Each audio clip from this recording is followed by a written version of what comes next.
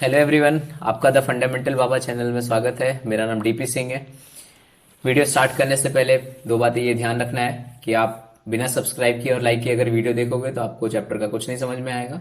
Comment section अभी के लिए ऑफ रहेगा, तो आप अपने प्रीशियस कमेंट्स अपने पास ही रखिएगा। अभी जब मुझे रिक्वायरमेंट होगी तब आपसे मांग लिया जाएगा। ठीक है, तो हमारा फर्स्ट चैप्टर आज हम स्टार्ट करते हैं, आयनिक इक्विलिब्रियम। ये नीट और आईआईटी दोनों के लिए इंपॉर्टेंट चैप्टर है, और आईआईटी वालों में एडवांस के लिए तो उनका फेवरेट टॉपिक रहता है। कॉन्सेप्चुअल चैप्टर है, तो थोड़ा ध्यान से और सीरियसली पढ़िएगा। वीडियो आपको शॉर्ट नहीं मिलेगी, थोड़ी लंबी वीडियो रहेगी, क्योंकि डिटेल में इसमें बातें होंगी, डिटेल में चैप्टर कवर होगा। ठीक है, तो शॉर्ट वीडियो आपको चाहना हो तो आप कोई भी चैनल आप विजिट कर सकते हो, आपको 5 से 10 मिनट में आयनिक इक्विलिब्रियम में महारत हासिल करवा देंगे। वो इस चैनल पे पॉसिबल नहीं होगा। ओके, चलिए, आयनिक इक्विलिब्रियम से पहले आपने केमिकल इक्विलिब्रियम चैप्टर पढ़ा होगा। थोड़ा बहुत एक ब्रीफ नॉलेज के लिए, इक्विलिब्रियम एक स्टेट होती है किसी भी रिएक्शन की। कोई भी रिएक्शन फॉरवर्ड बैकवर्ड दोनों डायरेक्शन में जो मूव कर सकती हो उन्हीं को हम इक्विलिब्रियम में रखते हैं। ऐसी रिएक्शन जो सिर्फ वन डायरेक्शन में मूव करती हो उसे हम इक्विलिब्रियम वाले पार्ट में नहीं रखते हैं। तो ये आप केमिकल इक्विलिब्रियम वाले चैप्टर में पढ़ चुके होंगे। अब आयनिक इक्विलिब्रियम में सबसे पहले हम बात कर लेते हैं कि ऐसे सॉल्यूट जिनको सॉल्वेंट में डिसॉल्व करने पे एग्जैक्टली आयंस में ब्रेक होते हैं, क्योंकि हमें आयनिक इक्विलिब्रियम के बारे में पढ़ना है तो हमें आयंस के बारे में जानकारी होनी चाहिए कि कौन कौन से सॉल्यूट पार्टिकल आयंस की फॉर्म में ब्रेक हो सकते हैं। जैसे हम CH4 को अगर जबरदस्ती वाटर में डिसॉल्व करेंगे तो ये ऐसा कभी नहीं होगा कि ये CH3 पॉजिटिव साथ में H प्लस CH3 निगेटिव और साथ में अपना H प्लस डोनेट करके H3O पॉजिटिव बना रहा हो। तो हम ये पहले समझेंगे कि कौन कौन से ऐसे पार्टिकल हैं जो इस टाइप से आयन में डिसोशिएट हो सकते हैं। जो ऐसे पार्टिकल इस टाइप के आयंस में डिसोशिएट हो सकते हैं उन्हीं के बारे में सिर्फ हम आयनिक इक्विलिब्रियम में पढ़ेंगे। ओके, तो सबसे पहले हम बात करते हैं कि जो भी सॉल्यूट हम डिसॉल्व करते हैं उनको मेजरली हम दो पार्ट में बेसिकली डिराइव करते हैं। और ये ध्यान रखना है कि हम सॉल्वेंट जनरली वाटर कंसीडर करके लेके चलेंगे। अब ऐसा कोई कंपलसरी नहीं होता है कि आप वाटर में डिसॉल्व करो तभी डिसोशिएट होगा। ऐसे बहुत सारे पोलर प्रोटिक पोलर सॉल्वेंट्स होते हैं जो सॉल्यूट को उनके रिस्पेक्टेड आयंस में डिसोशिएट कर सकते हैं। तो ओके, तो जो भी सॉल्यूट पार्टिकल हम डिसॉल्व करते हैं उनको बेसिकली दो कैटेगरी में रखते हैं हम। एक को कहते हैं हम नॉन इलेक्ट्रोलाइटिक सब्सटेंसेस,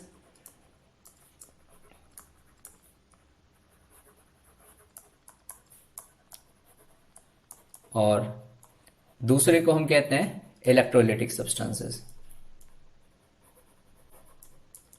ये नोट्स आप साथ साथ लिखते रहिएगा, इसकी PDF फॉर्म आपको मिल जाएगी, लेकिन अपने खुद के हाथ के बनाए हुए नोट्स ज्यादा बढ़िया होते हैं।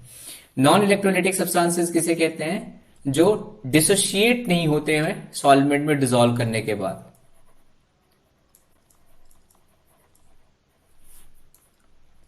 अब सॉल्वेंट में हम जनरली क्या लेके चलेंगे? वाटर, तो हम वाटर को मेंशन कर लेते हैं।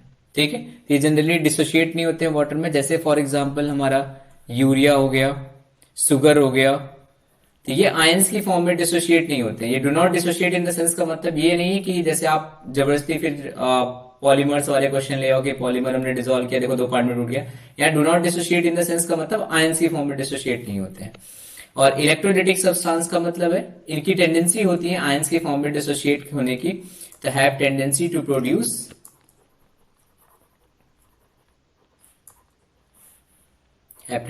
Produce ions. ये मैं मेंशन कर दे रहा हूं इस डेफिनेशन में, नहीं तो आप लेके बैठे रहोगे। इन आयोनाइजिंग सॉल्वेंट, और आयोनाइजिंग सॉल्वेंट में कौन? जनरली हम किसकी बात कर रहे हैं? वाटर की। जैसे फॉर एग्जांपल पॉपुलरली आपने पढ़ा होगा HCl हो गया, इसको आप पानी में डिसॉल्व करो तो H प्लस साथ में Cl माइनस में डिसोशिएट हो जाता है। इसके अलावा HCWH जिसको हम फॉर्मिक एसिड कहते हैं, इसको डिसॉल्व करोगे तो HCW माइनस साथ में H प्लस में डिसोशिएट हो जाता है। ठीक है, और इसके अलावा और भी एग्जांपल्स हैं, जैसे CH3CWH हो गया, H2SO4 हो गया, NH4OH, KOH एक्सेट्रा। ऐसे कई सारे एग्जांपल हैं जिनको आप सॉल्वेंट में अगर डिसॉल्व करोगे तो आयन की फॉर्म में डिसोशिएट हो जाते हैं। इन इलेक्ट्रोलाइटिक सब्सटेंसेस को हम फर्दर दो पार्ट में फिर से डिवाइड करते हैं। एक को हम कहते हैं स्ट्रॉन्ग इलेक्ट्रोलाइट्स, और दूसरे को हम कहते हैं वीक इलेक्ट्रोलाइट्स। स्ट्रॉन्ग इलेक्ट्रोलाइट्स हम उन्हें कहते हैं जिनको डिसॉल्व करने पे वो कंप्लीटली 100% आयोनाइज हो जाए,